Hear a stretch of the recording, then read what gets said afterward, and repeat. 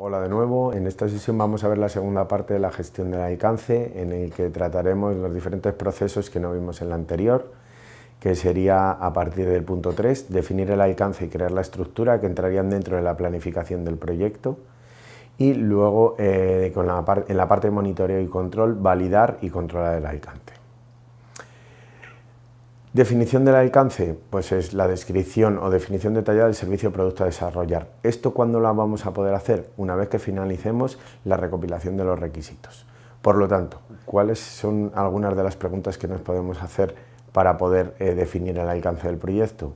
¿Qué será cubierto por el proyecto? ¿Qué no será? O sea, ¿qué incluiremos y qué no incluiremos? ¿Dónde termina? ¿Qué conseguiremos? ¿Cuál es el objetivo? ¿Qué pasará una vez que finalice? ¿Qué aspecto tendrá? Y qué realizará el proyecto una vez que ha sido finalizado en función del elemento que tengamos entre manos. La definición del alcance. El alcance del proyecto perfecto nos implica una mejora de las estimaciones de los costes, duración y recursos, es decir, volvemos a la triple restricción. Una buena definición nos va a conseguir siempre tener más acotados o un nivel mayor de detalle de cuál será la triple restricción, por lo tanto un mayor control sobre la misma. Nos definirá una línea base para la medición y el control del rendimiento, por lo tanto vamos a poder conocer de manera muy rápida y muy intuitiva cuáles van a ser las desviaciones del proyecto, y si está bien definido también tendremos definidos a los responsables o asignados a los responsables de cada tarea y cada proceso, y nos va a facilitar la responsabilidad dentro de ese alcance. ¿Cómo se obtiene la definición del alcance? Una vez que tenemos la recopilación de los requisitos, también tenemos que tener el feedback de expertos y técnicos especialistas, que en función de la compañía en la que nos encontremos nos influirá la oficina de dirección de proyectos, que puede ser que tengamos un apoyo de los mismos o tengamos que buscarlos de manera externa. Las maneras es analizar el producto, generar alternativas y buscar de alguna manera talleres facilitadores, es poder hacerlo de la mejor manera y la más sencilla. La generación de alternativas, bueno, siempre que se tiene entre manos la elaboración de un producto o un servicio, podemos buscar opciones para modificarlo y que cumpla con los mismos requisitos técnicos que tiene el cliente o el patrocinador. Entonces, bueno, sería una opción de poder mejorar los procesos. La definición del alcance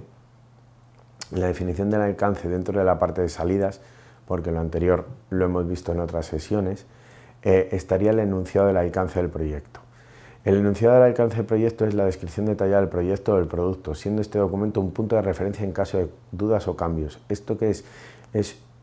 Podríamos hablar incluso del contrato del propio proyecto, en el que se establezca en un anexo una definición exhaustiva del mismo. O, por ejemplo, en un proyecto de infraestructuras podríamos estar hablando de lo que sería el propio proyecto para hacer la construcción, por ejemplo, de una vivienda. Se elaboraría un proyecto previo en el que nos definiría claramente el alcance y la calidad que tiene que cumplir para poder luego realizar la construcción del mismo, ¿no? Entonces, en caso de que haya una duda, es un documento de consulta para tomar las decisiones, también nos sabe, y si hay cualquier error o cualquier problema, sabremos cómo resolverlo. El enunciado del alcance del proyecto está formado por los elementos, bueno, por una descripción, los criterios de aceptación del propio proyecto, calidad, cantidad y demás, los diferentes entregables y las exclusiones, lo que no nos incluye, las restricciones y los supuestos. Que esto nos va, una vez que lo tengamos definido, nos va a permitir elaborar la estructura de glosado de trabajo. La estructura de glosado de trabajo, que es el siguiente punto, ¿qué es?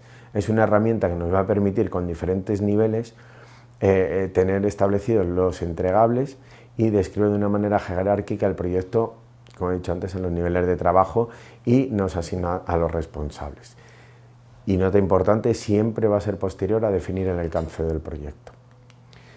¿Qué tipo de estructuras de glosado de trabajo tenemos? Por ejemplo, por entregables. Si un equipo de música quiere grabar un disco y quiere hacerlo en diferentes formatos, podemos hablar de una entrega del formato digital, después de un disco físico, y luego a lo mejor establecer un pack posterior en función de las ventas y demás, pero que puede ir por diferentes entregas en diferentes momentos.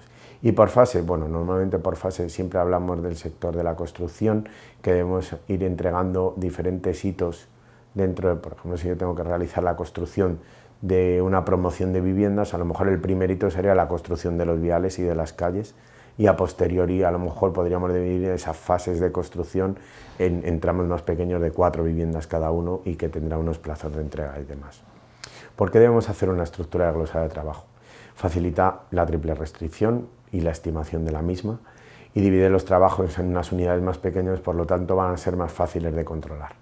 ¿Por qué? Porque vamos a definir el alcance más detalladamente, una estructura de glosa de trabajo nos va a permitir definir un cronograma más detallado.